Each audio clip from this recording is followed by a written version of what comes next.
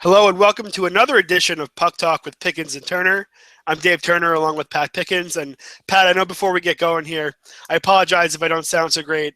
I was taking a flight home from Nashville, was next to a lady who was not feeling well, and needless to say, I got the flu. Had 103 fever too.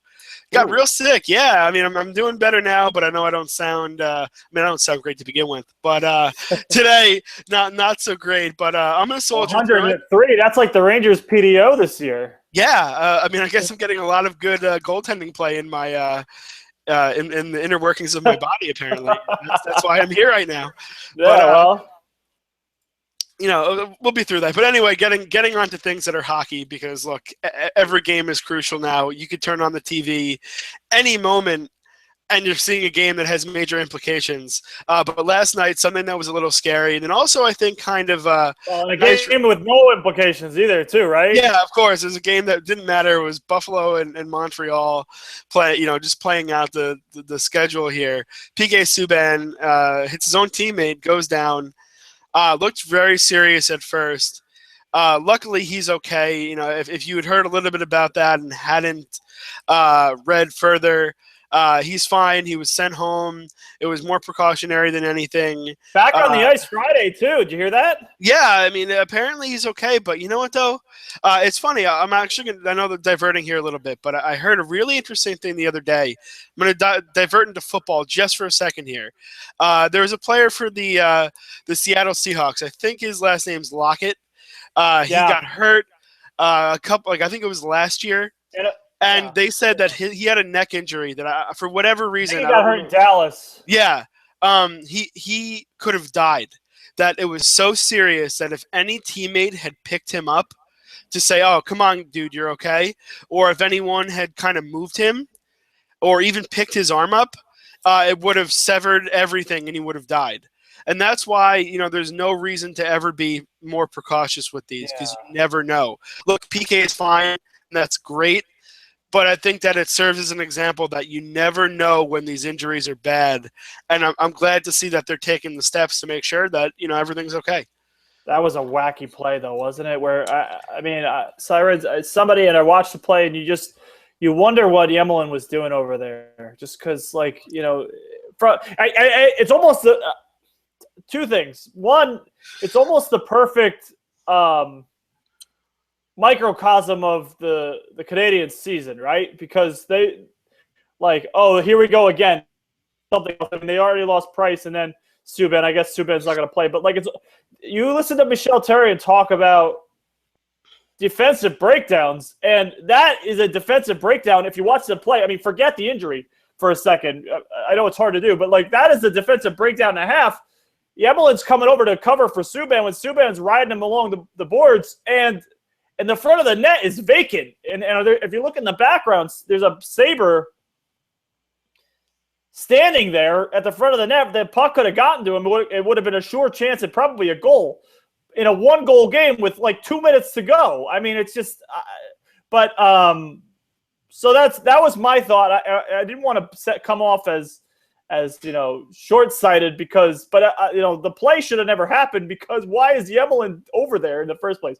But we talked off air a little about it, how great an ambassador he is for the sport, Subban, and just how exciting and explosive. I mean, what you didn't in the All-Star Skills Competition this year, then to see just how this league needs him basically, and you said it, and good job by the Canadiens medical staff and the people on site last night, because that could have been really bad, scary and really bad, and they did everything they had to, and it just thank goodness he's all right, because he's a good guy, he's a good player, he's an exciting player, and the league needs him.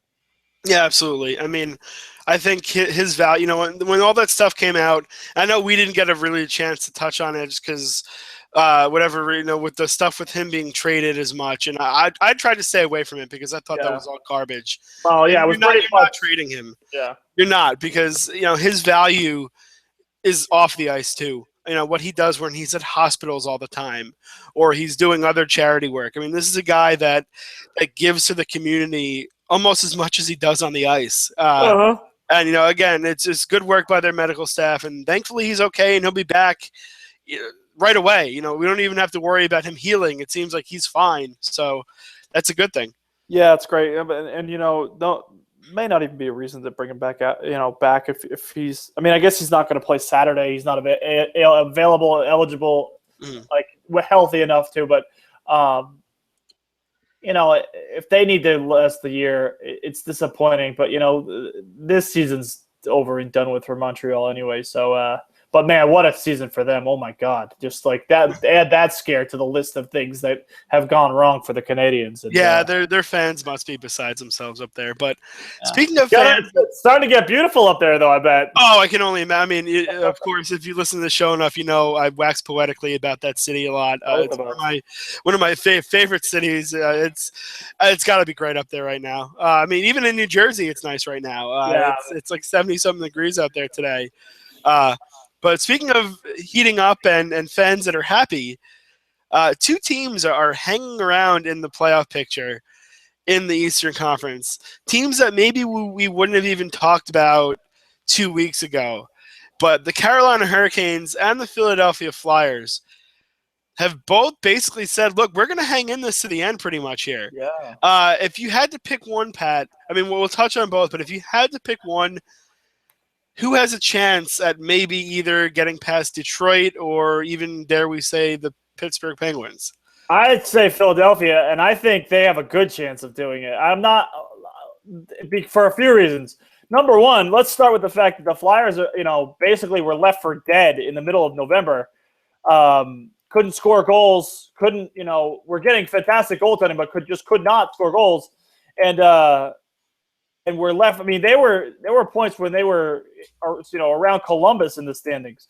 The reason I say that I think Philadelphia has such an opportunity is, well, let's start with the obvious one. They have 3 head-to-heads with Pittsburgh and 2 head-to-heads with Detroit, the teams they're chasing. So, that they can control.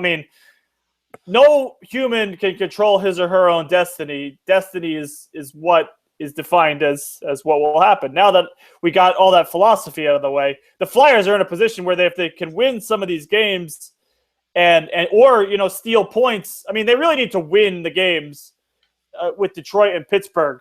And the Philadelphia's stretch is really tough because they have the Florida games. They play in Florida, then they go to Detroit, then they got to go to Chicago for a rivalry night, and then they got the Pittsburgh and the Islanders. And they still have to go west to Colorado and Arizona before the end of the year, and a game with the Caps, and there's going to be a week stretch, Dave, where this is what they have. They're going to have to go to Pittsburgh, go to Detroit, host Toronto, host Pittsburgh, and then go close the season with the makeup game at Barclays Center. From the snowstorm. So that's going to be their last week of the season. So if they're in it, they'll have a heck of a chance to make some hay.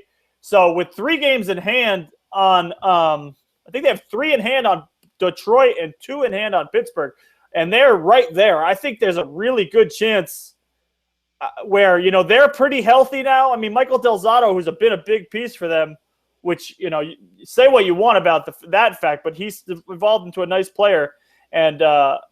And Shane Gostisbehere, man, what can you say? But the Flyers are going to be right there, I think, to the very end with those. They have 1 in hand on Pittsburgh, but 2 in hand on Detroit. So I wanted to get that right. But if you do the points percentages, they're right there with Detroit, and the row is pretty close where they could potentially jump up and win a tiebreaker. I would say Philadelphia. It's stunning to me because there's a lot of warts on that team, but I think they've got a pretty good chance of sneaking in there. Yeah, I'd have to agree with you. I always feel like we do see this. We saw it with Ottawa last year. Maybe that was all because of the Hamburglar, but it wasn't entirely because there was. But it was that was far more stunning than this, though. Yeah, because they're also not charging from so far behind now at this point. They could be within 2 points and just you're right there basically. But yeah, I think the Flyers are interesting because they certainly on paper you look at them and you say, okay. But to me, it's just the effect that Shane Gostisbehere has had on this team. What he's been able to do, and the funny thing is that he's only scratching the potential of it. The surface of his potential here. He's just the first, too. Yeah, and they have a lot of guys coming up. That was what I was going to say. Was that you get first off, the fan base was incensed. Like the people who, how the fans are in Philadelphia, they're rabid, and they were incensed at this college coach who with a system that couldn't score goals early in the season, and they were about to run him out of town, like 2 months into the season. And mercifully for them, it seems like they actually have some smart people in charge now with Ron Hextall. A little bit of because this is not Philadelphia's year. They are. We alluded to Gostisbehere, and Gostisbehere was brought up out of necessity earlier in the season with a couple injuries that went down. But their defense is just kind of scratching the surface. We talked off air about Morin and Sanheim, and so they're going to have a really good system of defensemen, which to me is baffling to say about the Flyers based on the traffic cones they've had back there in the recent years. But you get Streit deals will come off in a couple years. You get a couple of other guys. Say what you want about Radko Gudas. He's only 25 years old. And they're going to have a crop of defensemen who are going to be really pretty good. Yeah. So this is not the season for the Flyers, but if Gostisbehere and them are going to get there with these games in hand, and they still have a lot of skill. Let's not forget that they have, they still have Claude Giroux, and they still have Wayne Simmons and Jakub Voracek, and these players are skilled, talented players. They're forward. They could use some more up front, but like I said, not their year. But the longer they hang around, the longer you got to think that the rookie coach and some of the young players are going to start feeling they belong there. So I think they could, with the goalie, with Neuwirth, who's been a career backup, right? Mm-hmm. And all of a sudden he's been great. But here's my guy. I think if they do make the playoffs, he's the Jack Adams Award winner, hands down, I would think. Just because of all the trouble they had and bringing this kid up. And also the fact of, I look at it and say, look, he just came from college hockey to here. And what he was able to do, bring them from basically the bottom of the barrel to where they are now, I would give it to him personally. If not Bruce Boudreau, because I just think what he did, we always try to give it to him. That. Yeah, we're going to do much on the Ducks soon. And Boudreau would be my pick right now. Yeah, I agree. If the Flyers get in, I think you have to give it a good look. And also, I'm a big college hockey fan, and I feel like it doesn't get the attention that it deserves still. Well, there's a bias there with junior still. Yes, but I think that, to me, I look at a guy like Johnny Gaudreau. Gaudreau. That's Freudian slip there, bud. Yeah, look, that's probably what they're calling him up in Calgary. He's good for college hockey. Dave Haxtell being successful. Jonathan Taves played for Dave Haxtell. Yes, he did. I'm assuming Travis Zajac did, or was that before him too? I believe. And Zach and all those guys. I can't remember what his first year was. TJ Oshie, right? It was a player for Haxtell. So he look at the kids that he sent through have sent to the NHL. Like you said, Pierre, he's got a kid down there in Philly. Pierre-Edouard Bellemare played for him there. Or no, I'm sorry. No, Chris Van de Velde played for him at North Dakota too. So the game is building, and that's just good. The way I look at it is it's just going to make the NHL better if you have another good pipeline for kids to grow. And you know what, though? You're going to see it where, maybe at some point soon, and we're seeing more and more kids signed even after they're done playing college hockey. Yeah. I just like the idea that you have a kid. Is a college player. Yeah. He went to Union. hmm I mean, Union's had some good players and some good runs the last few years too. I mean, Keith Kincaid, now the starter due to injury, Yeah. for the Devils, I mean, is a Union guy as well. Corey Schneider was a college kid. Yeah, Boston BC. College. So Yeah. I mean, so I agree with, and that tournament's a lot of fun. Oh, it is. I mean, it's just to go, watch the kids get, especially. I mean, it's unfortunate because, but like you said, it's unfortunate because it's mostly resigned to has been resigned to the Northeast, but the Frozen Four is going to be in Tampa this year. Yeah, I mean, so and you get Arizona State's got its first year in the you get Alabama Huntsville. Cam Talbot's a grad. Bemidji State, the best name to say in hockey. Yeah, Matt Reed from playing for the Flyers to bring it all full circle. So Penn State just joined a few years ago. They're they made Big Ten hockey. There's talk that Rutgers even wants to go Division I with their hockey program. Yeah. So I mean, I think you're only going to see it grow in the coming years. And I mean, as an American, as we're both Americans, I think it's great because you and I grew up. We grew up going to hockey games, but we also went to colleges where we could go to hockey games. Yeah. And it's a fun environment, no matter the environment you're in.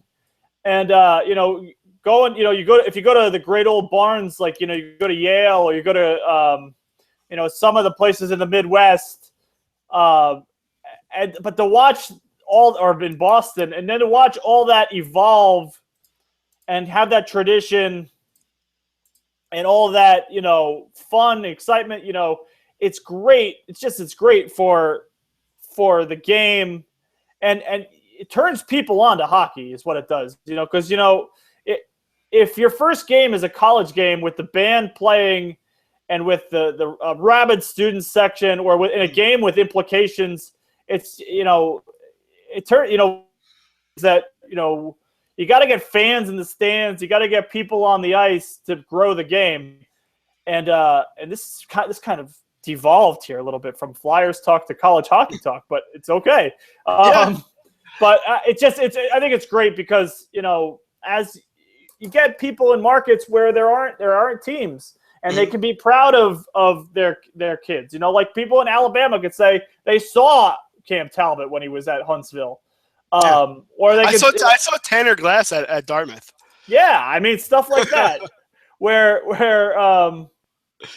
if you're not from, or mostly I'm thinking in terms of like small, because like I saw a bunch of Cam Atkinson first saw him at BC in the regional tournament, the first round for BC, and you see some of these kids, like you said, it's coming less bizarre to see some of these college kids, especially from, I mean, say what you want, the ECAC is growing in spades. Oh, and that's what's driving it, to be honest. Yeah, because every other league, other than the league that has BC and everything, all the leagues out west have shuffled. Yeah, so that kind of set them back, and they're not quite the powers that they used to be. Mm-hmm. But I'll break it down into why college hockey is fun, and then we'll move on to the other team that we're going to talk about here.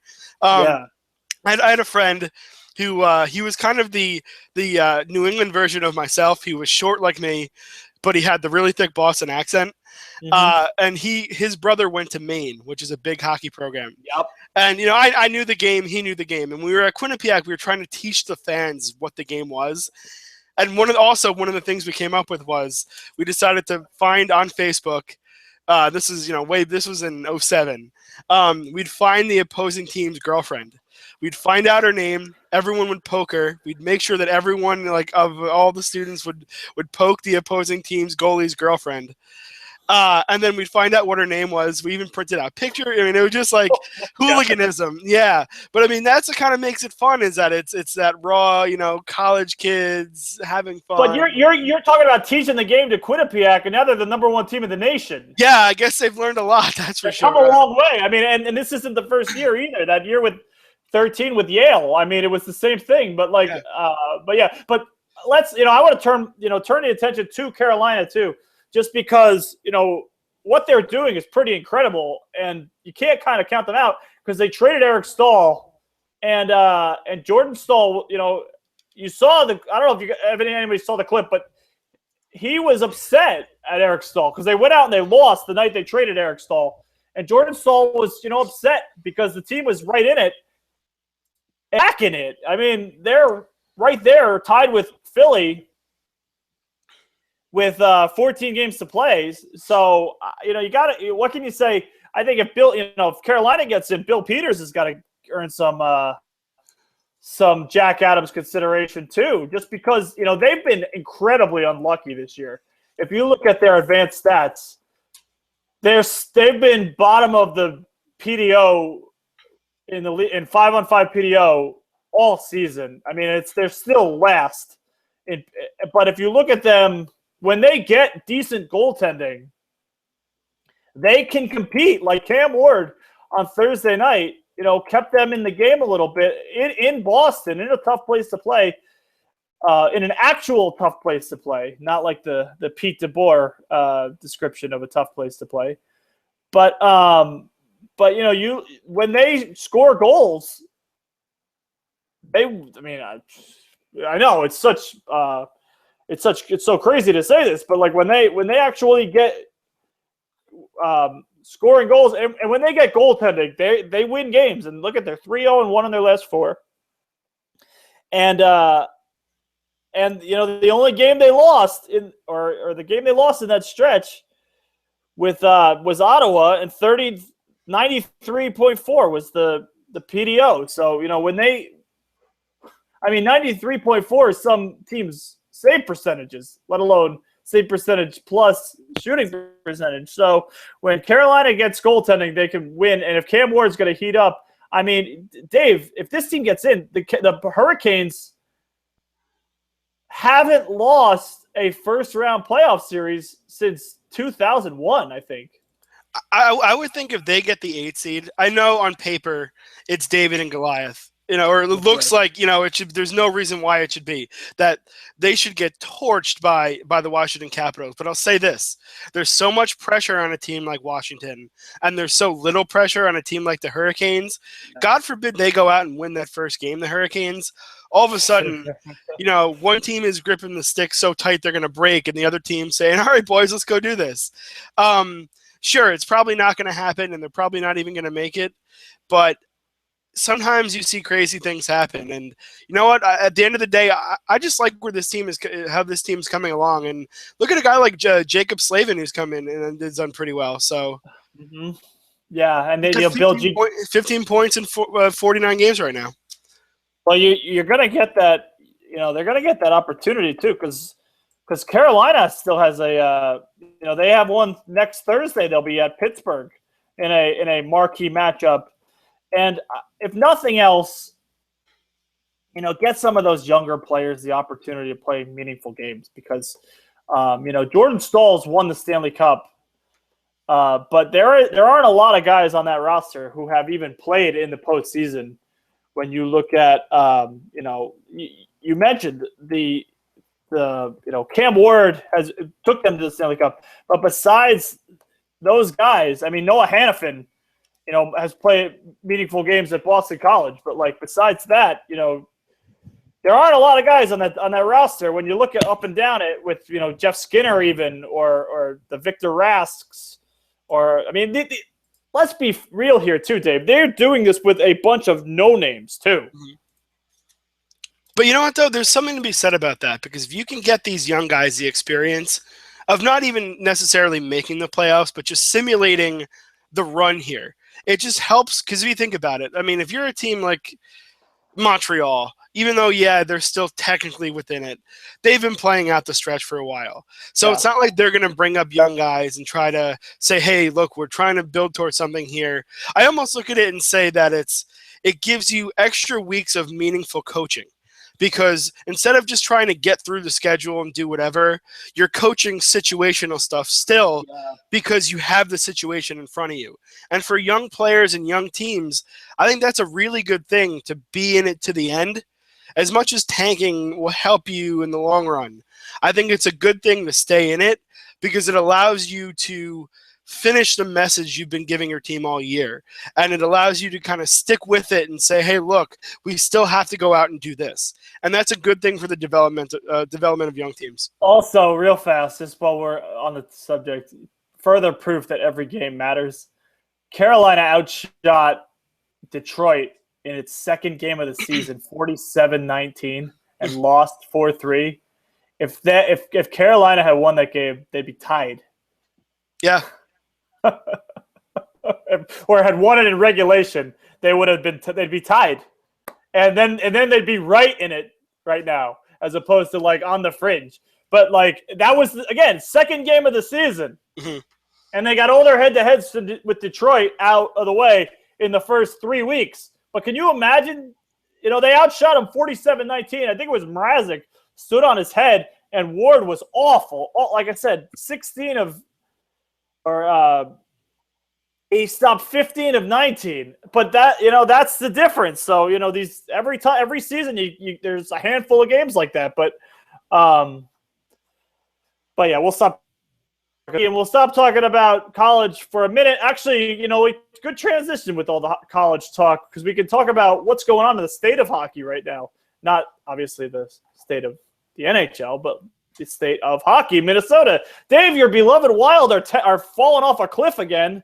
After another inexplicable loss, let's say, to Edmonton on Thursday night. Dave, they have, they're still in the driver's seat as far as getting to the postseason because they've played, I believe, one fewer game than Colorado at this point, and are still 2 points back, but. They've lost 2 straight after that whole Torchetti, and it seems like the Torchetti bubble is kind of bursting here a little bit. The head coach was not happy with his team's effort in the loss to Edmonton on Thursday night. And Dave, if they miss the playoffs this year, they already fired the coach, who everyone perceives as a good coach. If they miss the playoffs after all this, is the window closed? I mean, I think even if they make the playoffs, we know what they are. I almost feel like they should play their games at like 11 o'clock in the morning because it's become a daytime drama. It really has been.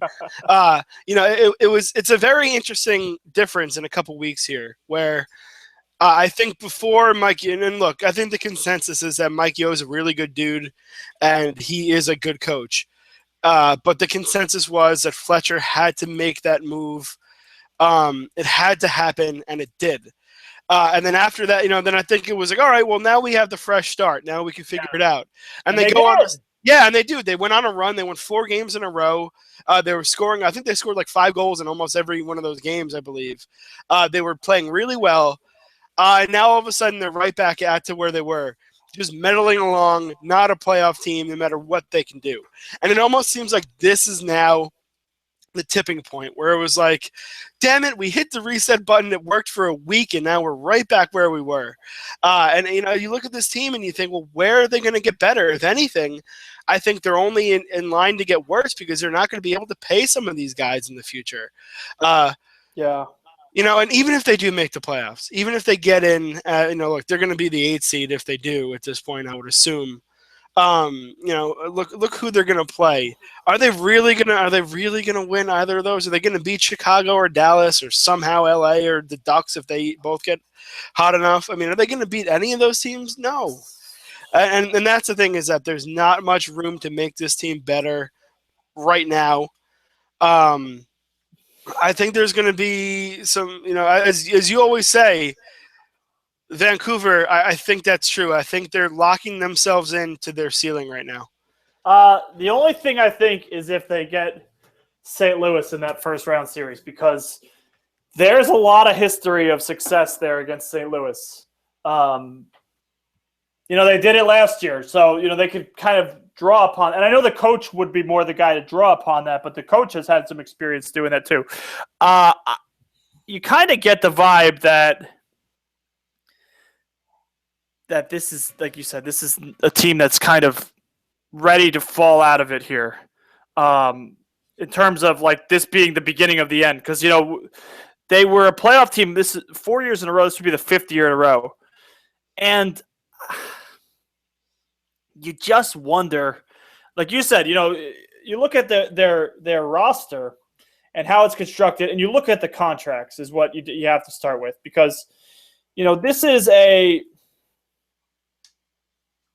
good a veteran laden roster with a lot of guaranteed money tied up, and you look at guys like Pominville, and we've talked about this for a while now. They have a lot of young players. They locked in Charlie Coyle for a pretty substantial amount of time at a pretty reasonable rate. And, there are a couple guys, but you look at, the money committed right now. I mean, they've committed, $64 million on 15 players for next season.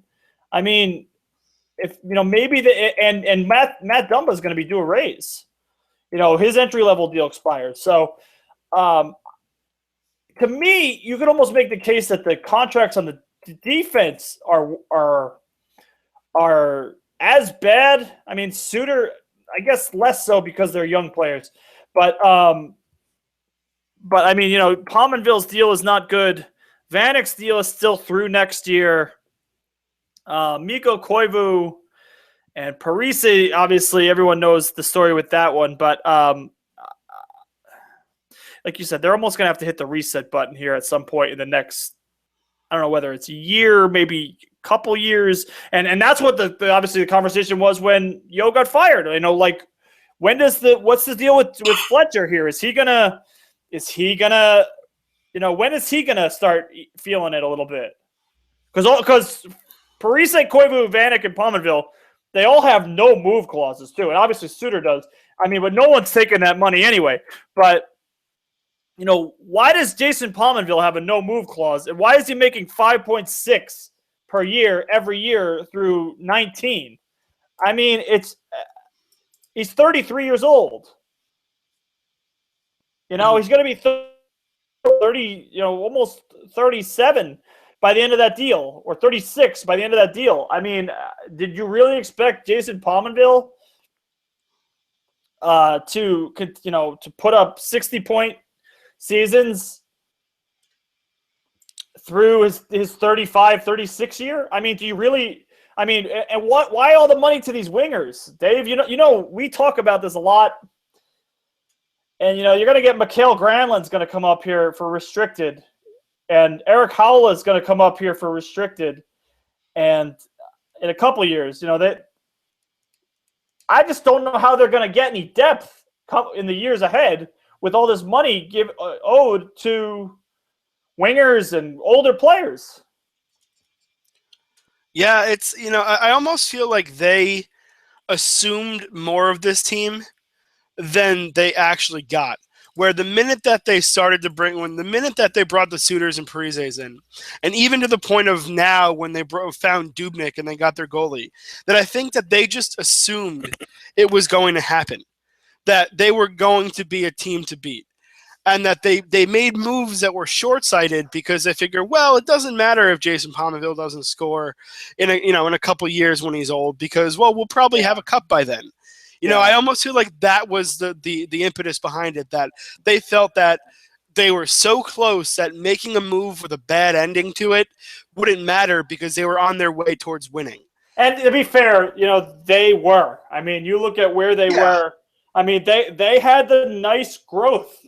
They had the normal growth spurt. You look at, they went the first year they were young, and they lost to Chicago in the first round.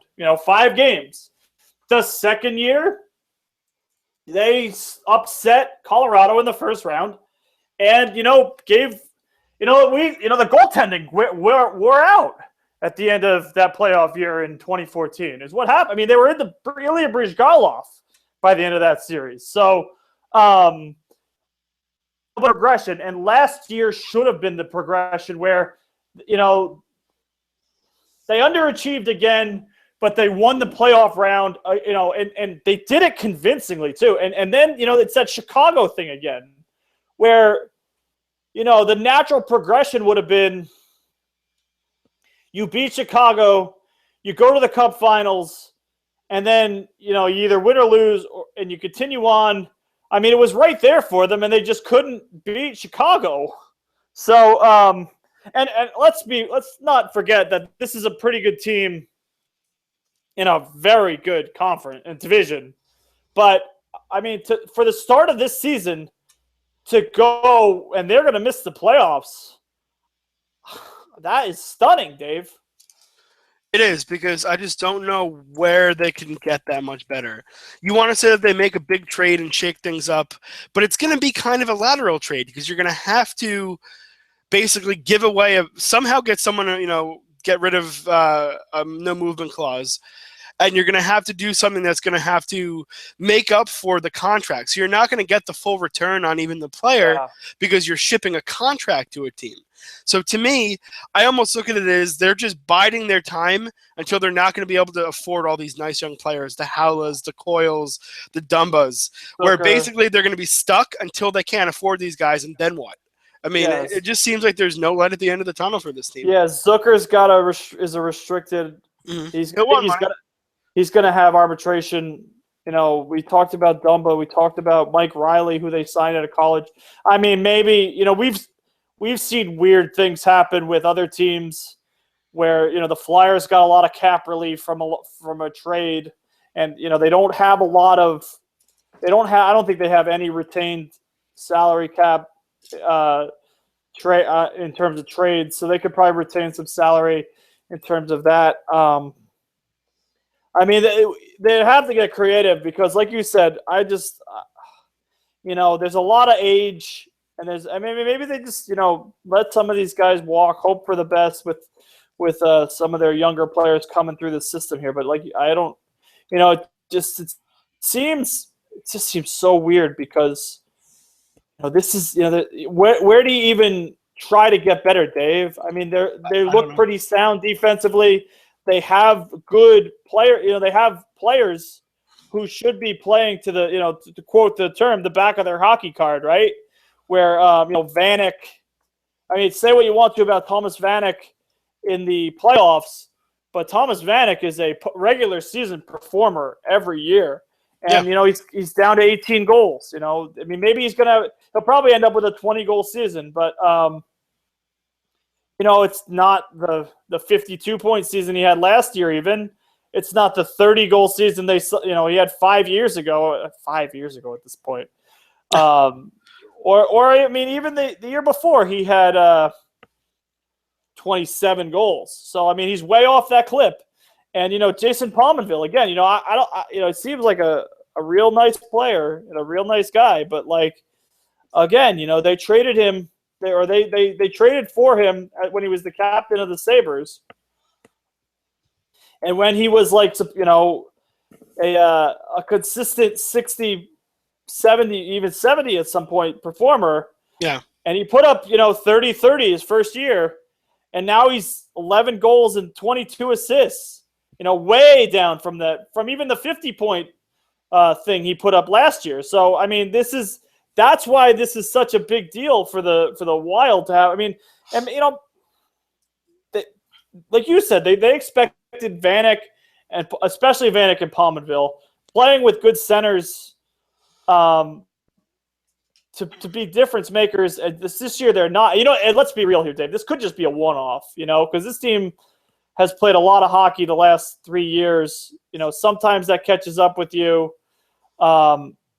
Maybe the rest of their division regresses next year. Maybe St. Louis fires the coach and regresses, and maybe Chicago finally remembers that, it's allowed to not play exceptional hockey all the time. And maybe the Central comes back to earth a little bit next season, but I don't think it's going to happen.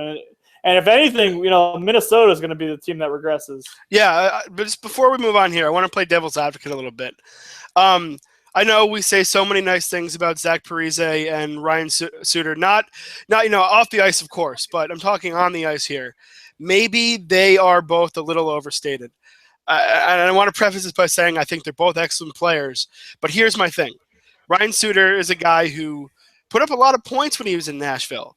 Now that he has to play so many minutes, I almost feel like his offensive game quite isn't there anymore. Maybe, I mean, yeah, sure, he's getting older, but I don't think that's really a factor. He's already in his prime, really. Yeah, I think the fact is that he has to play so many demanding defensive minutes that it hurts him offensively a little bit. And then as for Zach, you know, he's a great player. He creates out of nothing, but he's a winger.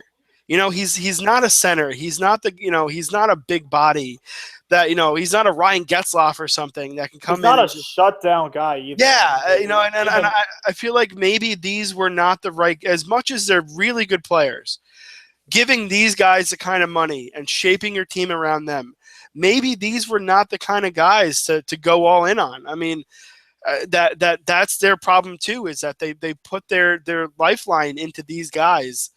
And as good as they are, they haven't exactly been able to carry them to anywhere. You know what I mean? Sure, I think Ryan Suter's done a really good job, and you know, certainly Zach has been good too.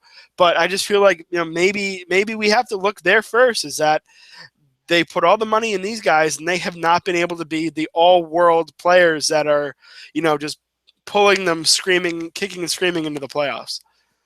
It's unfortunate because Suter's having his best offensive year in Minnesota this year, and probably would be in Norris consideration if not for the fact his team has gone to hell completely. But I'm always going to carry the flag for Ryan Suter for the Norris Trophy, but that's the story. Oh, I'll agree with you because Carlson doesn't deserve to win it, but we'll get to that later. We'll get to that later. Well, the story for a different day. But my thought is, I don't disagree.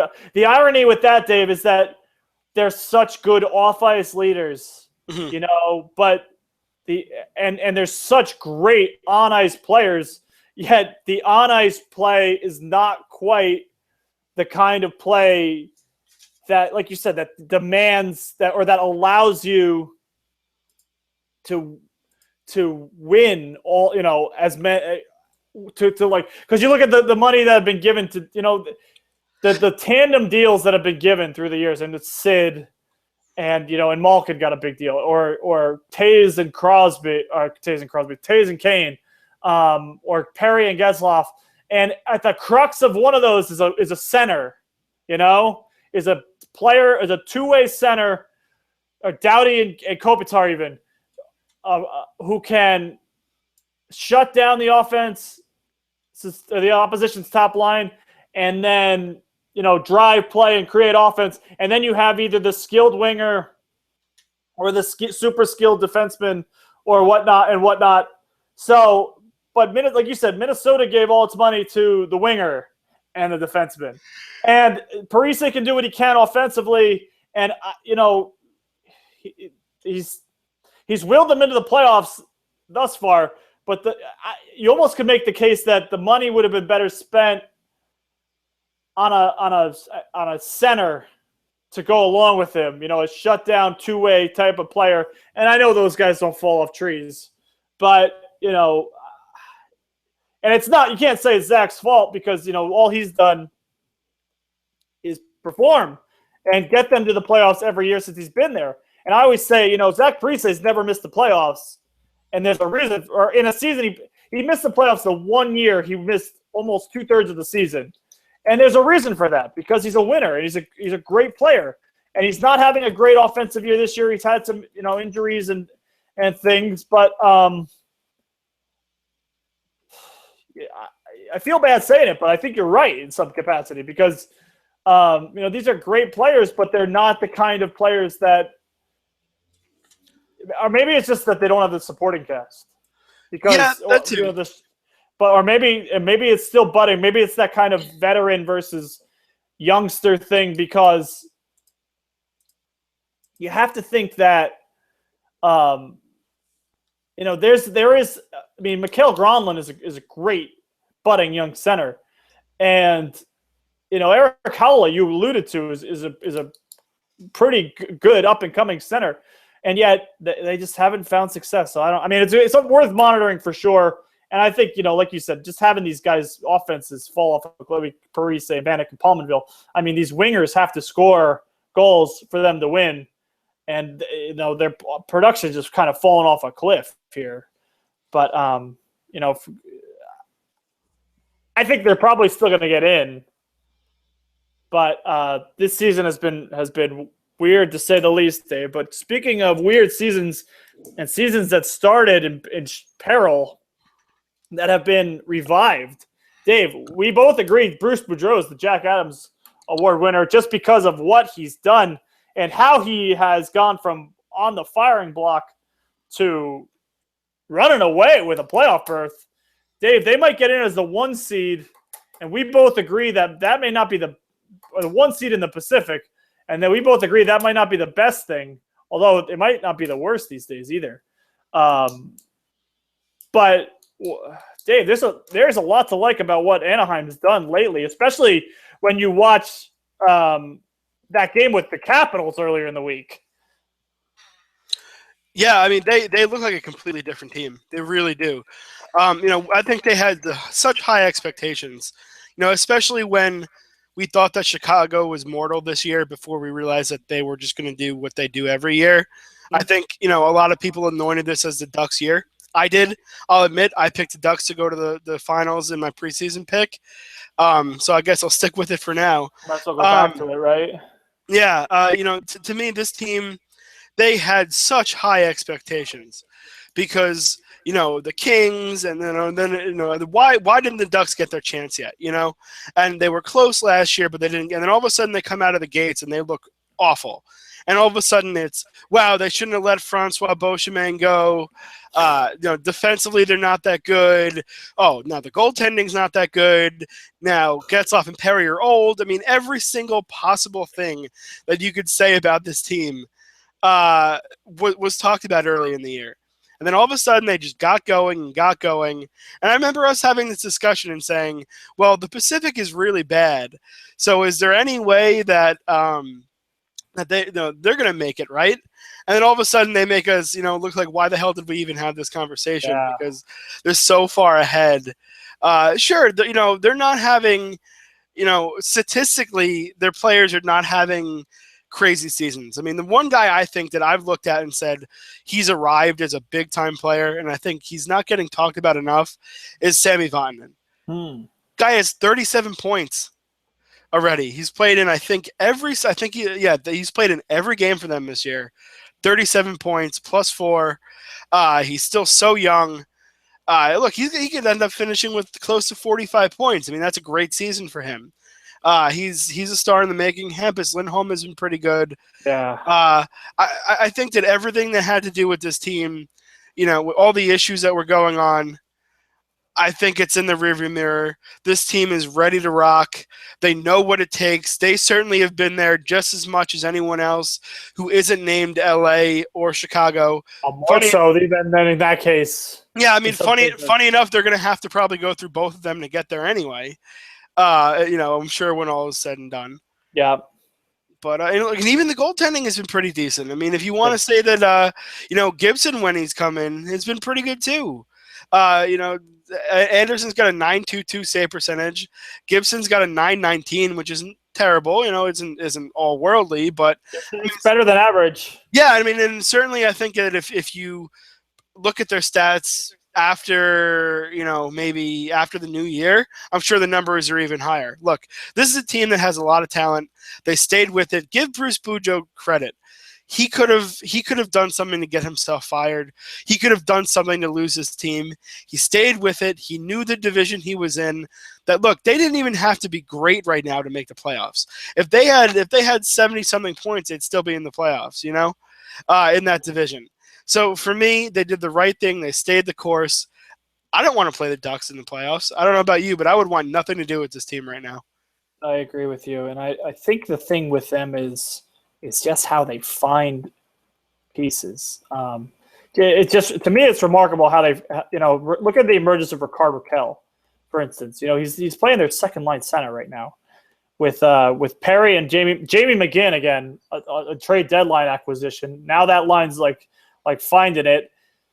And Perry and Perron, David Perron, another, cast off, couldn't play with Sidney Crosby, but now can play with, make magic with Ryan Getzlaf. And then they have Kessler in the shutdown role with Silfverberg, who, by the way, is probably one of the smartest and brightest young players. Oh, by the way, he's Swedish again, and Andrew Cogliano, who can play that role. They've got a lot of really nice players. They got a lot of interchangeable parts we talk about. And Dave, can you imagine what Kyle Palmieri would be doing on this team this year? Yeah, really. It's almost scary to think, but they've got a lot of interchangeable parts, and Kessler's been up and down the line, been the second line center, been the first line center, been the third line center. And you look at just, their scouting staff seems to find players and use them properly, where, you get a big guy like Nick Ritchie in a trade, I believe it was from Dallas. And I mean, we talk, you put him up there with Getzlaf, and what does that do? It's just heavy. They had Devontae Smith-Pelly, who was on that line up there with them. You get. Dave, can we cut some of this? Sure. Dave? I want to cut the Ritchie thing because I got him confused with Brett Ritchie. Oh, okay. Hold on. Okay. Cool. Okay, we're gonna start around 3, 2, 1. Okay. You look at how they find usage for people. You call up a kid like Nick Ritchie, who's 20 years old, and you put him with Getzlaf and Perron now. And you look at, they did the same thing with Devontae Smith-Pelly 2 seasons ago, and they had him playing with Perry and Getzlaf back then. And you get, you bring in a Cogliano a few years ago, and you make him a piece. You trade for Jamie McGinn, who isn't the sexiest name, but is producing there. And you mentioned the defense, and the defense is very good. But this team was also very unlucky for the bulk of the first half of the rest. They were in the 4% shooting percentage for basically the first 3 months of the season, which is incredible to think about with a team with that much offensive firepower. And Bruce Boudreau kind of tinkered a little bit in terms of his style, and now all of a sudden they're rolling.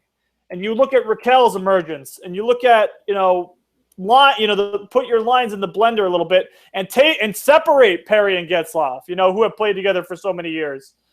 And you see why Bruce Boudreau is really a great coach, because his neck was on the line. And what did he do? He found ways to tinker, and he found ways to not screw it up, but also ways to turn it around, because it would have been easy for him. He got fired in Washington. It would have been easy for management in Anaheim to say, okay, what have you done for us really? And axed him. And good job by, this was a big year. This still is a big year for Anaheim. It's almost like Washington in that case, where you say, you're great. It's great. You're a great regular season team, but what can you do in the playoffs? And for them to fall out, if they had not made the playoffs, or if they were in a position to not fall out, it would have just been – it could have been catastrophic out there. And what's remarkable to me, David, and I want to hear your thoughts on this, is they aren't a cap team. They have one of the lowest cap payrolls in the sport, really. They have something like $8 million in cap space right now, and they're projected to have something like $20 million in cap space here in the offseason with some of these kids. Lindholm is a restricted, and Vatanen is a restricted, and the trade for Brandon Peary. Wait, just wait until he comes back. Yeah, that was absolutely ridiculous what they got him for. I get it that the arbitration thing is an issue, but that's not going to be an issue for the Ducks. No, it's not. So there are a few. But what I feel like what they've done is smart, because they're not necessarily a cap team, but their owner has deep pockets, and they could be a cap team.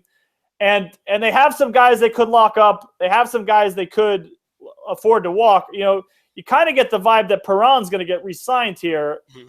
But good job by Anaheim. Rickard Rakell too, going to have to get past his entry-level deal here, and it's a restricted. So they have some deals coming up. They have a lot of space too. So that Kessler deal is going to bite them at some point because it just kicks in next year. But, for them to compete with the big boys, the LAs, the Chicagos, and go toe-to-toe with those teams, despite really spend to the cap, they're on a budget, basically, is remarkable. Yeah, and you know what? The one thing that I think is really interesting is that they have a goaltender to trade at some point. Yeah. I mean, they really do. They have look, if they decide that Anderson is the guy, they certainly don't need to keep Gibson around. And Gibson, who's been pretty good this year, we're going to see him. Yeah, I mean, we're gonna see him. Who knows? Maybe maybe whatever happens in the playoffs, and they decide to go one way or the other after that. I think at some point you got to give one of them the chance, whoever it ends up being. Yeah. But if they trade one of those guys, they're going to get a big piece back for that. I mean, they could get a legit. I know Edmonton not so much because they did lock up Talbot, but who knows? I mean, maybe even the idea of imagine a guy like Jordan Eberle on a team like the Ducks with how cerebral he is, and and that kind of thing. I mean, I think he would fit perfectly. You forget that Jordan Eberle is a household name in Canada for his performances in the World Junior, 2 years at the World Junior. Yeah. So to me, I think the Ducks are just. Look, who knows what they're going to do this year. They could certainly lose in the first round, and then we're going to say what's going on. But assuming this team makes another deep run, assuming this team can make a run that could even end up, winning some sort of hardware this year, whether it be a conference trophy or even the Stanley Cup, they're not even quite there yet. Sure, maybe they're getting towards the end of the peak of Getzlaf, Perry, and even Kessler. But they have a lot of young talent, and they have the ability to get better too, which is something that Chicago doesn't have for either, except from within. Which, okay, I know they find a way to do it every year, but not as easy as being able to go and say, all right, we can go spend some money or we can go trade, and we don't have to worry about the financial ramifications. Yeah, they're going to have. I'm sure there's some kids in their system too that are going to, because for whatever reason, they just bring them up. It seems like Anaheim, and they're smart about it. So that's I don't disagree with what you just said there. So Dave, you mentioned before every game is pretty essential, and with the playoffs coming closer and closer every day, you got anything you're looking forward to? Yeah, I do have. There's a couple games next week that are pretty interesting. One, of course, we get LA and Chicago on Monday. Which, I mean, look, it's. I don't want to say it's inevitable, but it's probably inevitable. I just love watching those two teams play. And then we get the next day. We do get two good games. I like Islanders Pittsburgh just because they played that really, really good game the other day. Yeah. And then Carolina at Washington. If we were saying that, can Carolina hang with Washington? Washington hasn't been so good lately. They're hitting the kind of, lull we expected because it was just going to happen. I would love to see Carolina go into Washington and win that game. You say that, but they turned around a 3-0 deficit in LA on the other night with 3 third-period goals. And lost it. I think they lost in overtime to the Kings. So, that's Washington's definite. And then they ended the Ducks' win streak in a shootout. So if that's a lull, I'd like to have. I think there's a lot of teams that would like to have lulls like that. Detroit. How about Detroit and Philly Tuesday? We talked about Philly and the possibility of with the 3 head-to-heads with Pittsburgh and the 2 with Detroit. That's the first one with Detroit. And that's a huge one for Philly. And then, like you said, Philly to Chicago. That's quite a stretch. By the time next week rolls around, Dave, I think we'll have a pretty good grasp on whether the Flyers are going to be in it or not. Yeah, I mean, I don't know. I think they're going to hang around. I really do. I don't think Detroit has been that great. They lost to Columbus the other day, especially if Philadelphia beats them here. I think Phillies hangs in to the very end, especially because they have games against Pittsburgh too. Mm-hmm. I think it's going to come down to maybe the last couple games, and I think we could see the Flyers or even possibly the Carolina Hurricanes in the mix. Yeah, Thursday's win over Winnipeg was a big one. They came from 2-0 down for Detroit. I mean, but yeah, should be a lot of fun. Absolutely.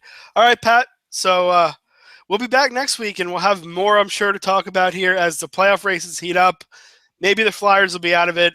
Hell, maybe Minnesota will hit a whole new level of craziness that we haven't expected. But I'm Dave Turner. This is Puck Talk with Pickens and Turner. We will be back next week. Have a good one. Alrighty. Yeah, just that one section with the Yeah, I'll stop my timer. Okay. 9 minutes and change.